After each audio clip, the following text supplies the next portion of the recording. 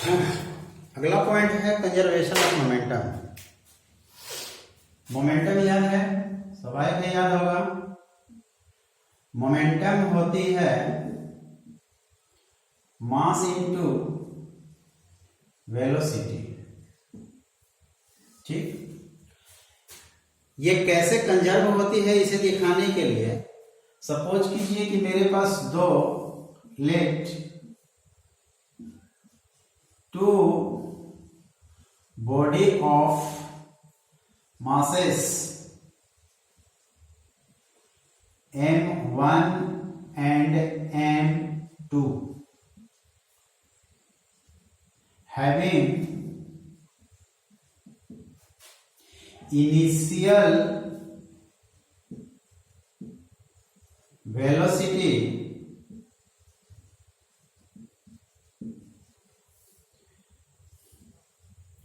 u1 and u2। देखिए क्या कहा जा रहा है, मान लिया जाए कि मेरे पास एक ये वाला m1 मास का एक ऑब्जेक्ट है,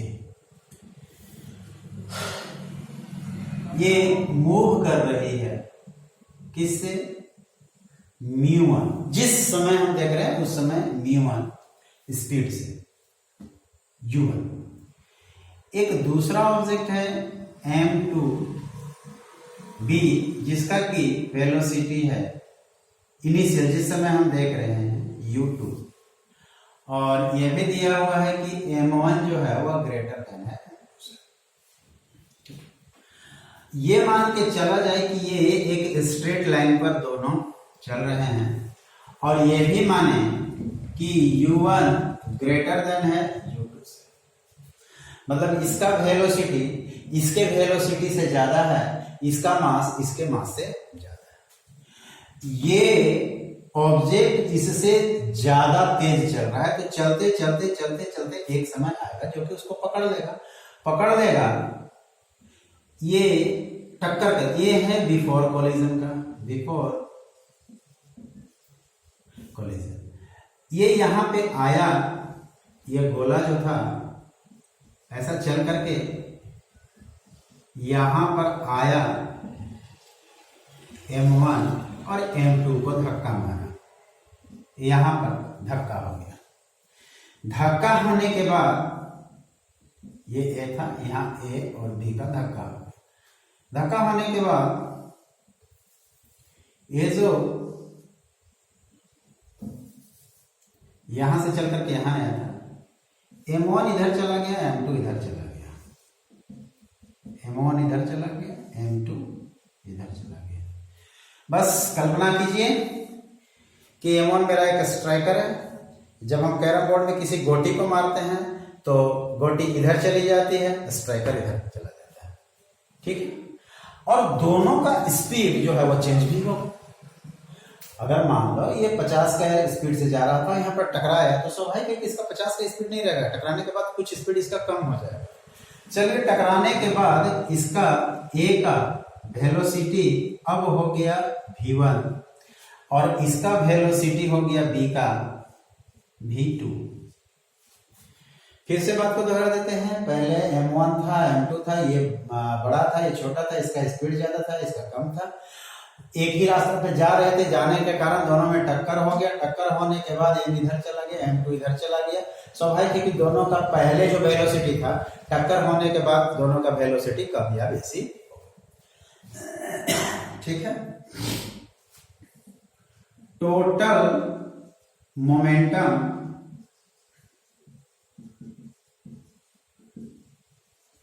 बिफोर कोलिजन, टकराने से पहले दोनों का मोमेंटम क्या था, पहला वाला का मोमेंटम हो जाएगा m1 u1 momentum mass into velocity plus m2 u2 mass into velocity. ये मेरा है जब कोलिजन हुआ, दोनों आपस में टकराए तो एक फोर्स लगा हुआ, force on when they collide जब वे टकराते हैं, फोर्स ऑन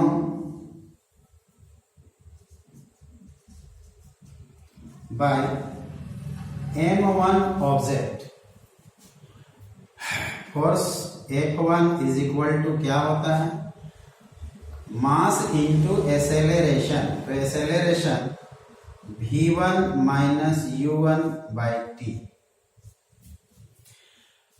ये समझिए कि ये दोनों t सेकेंड के लिए टकराते हैं, ठीक है। अब आइए F2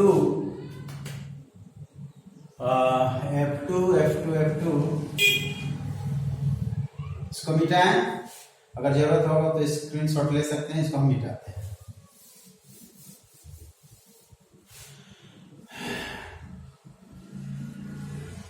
force exert bye M, अब न्यूटन के थर्ड लॉ के अनुसार हम लोग पढ़ लिए भाई, जितना फोर्स मतलब दोनों ऑब्जेक्ट पर फोर्स लगता है, तो M2 के द्वारा फोर्स लगेगा उसको हम लोग बोलेंगे F2। M2 acceleration V2 minus U2 बटा में T, क्योंकि T सेकंड के लिए भी टकराया है। अब अकॉर्डिंग टू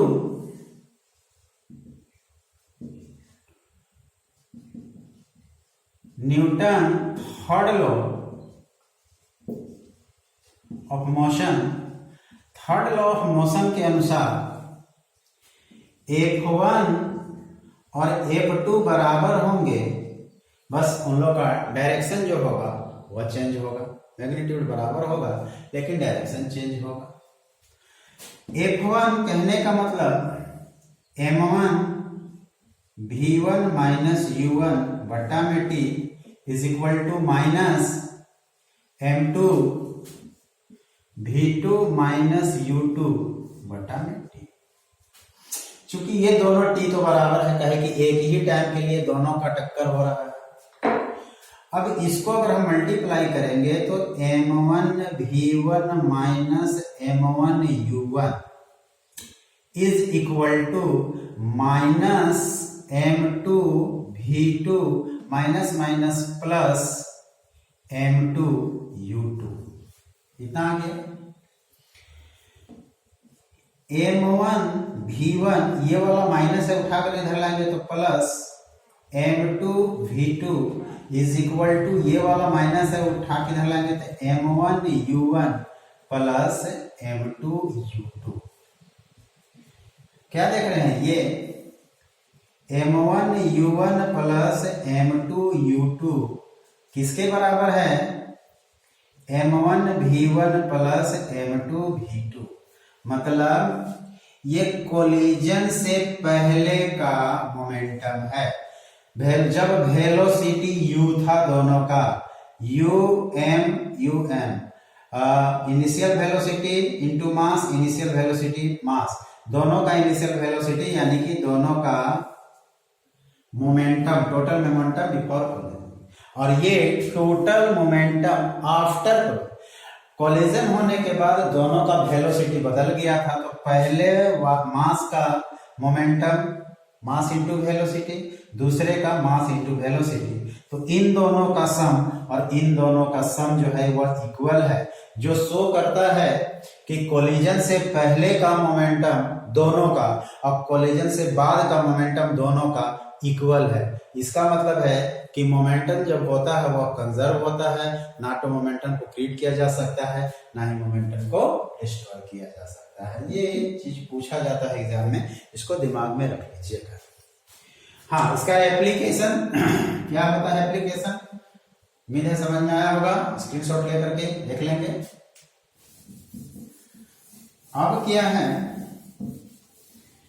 अगर हम इस बात को ऐसे समझें कि एक ऑब्जेक्ट M1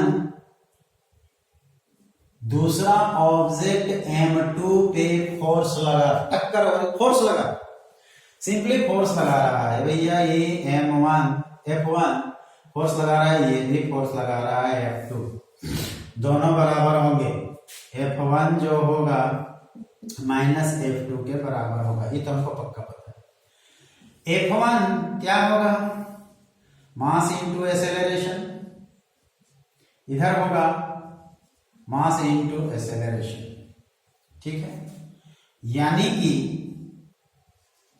M1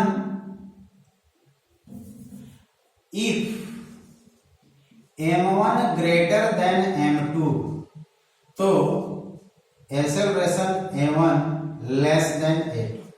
ये बात समझ में आई। चलिए एक एग्जांपल लेते हैं। हम कहते हैं कि 100 इज इक्वल टू 100, दोनों 100 बराबर है।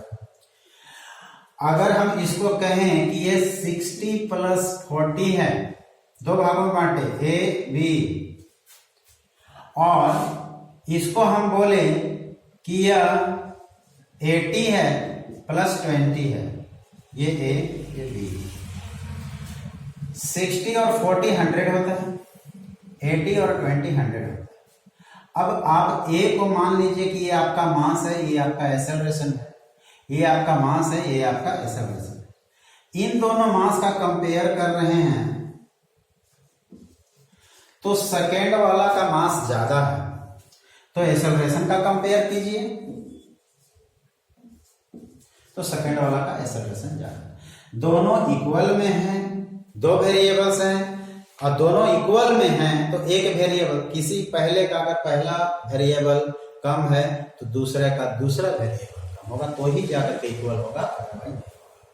तो अब इससे बहुत सारे बात जो है क्लियर हो जाती है कि जैसे हम लोग बंदूक वाला लिए थे कि बंदूक से निकलता है गोली, वो बहुत स्पीड से आगे जाता है तो हम उतना स्पीड से पीछे क्यों नहीं जाते हैं, तो वही हो गया।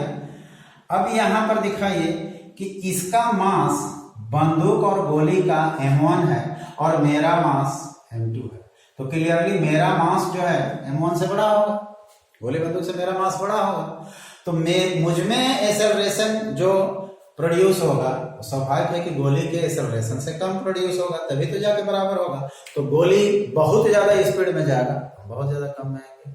हम कहते हैं कि अगर हम जमीन पे फोर्स लगाते हैं तो जमीन भी मेरे ऊपर फोर्स लगाती है, हम पृथ्वी के ऊपर फोर्स लगाते हैं, पृथ्वी भी हमारे ऊपर फोर्स लगाती है।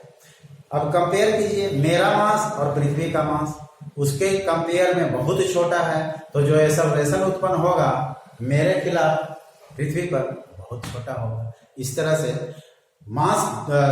फोर्स दोनों पे लगता है, दोनों में मोमेंटम उत्पन्न होती है और दोनों में एक्सेलरेशन उत्पन्न होती है, लेकिन जो बड़ा मास है उसमें कम एक्सेलरेशन उत्पन्न होगा, जो छोटा मास है उसमें ज्यादा एक्सेलरेशन।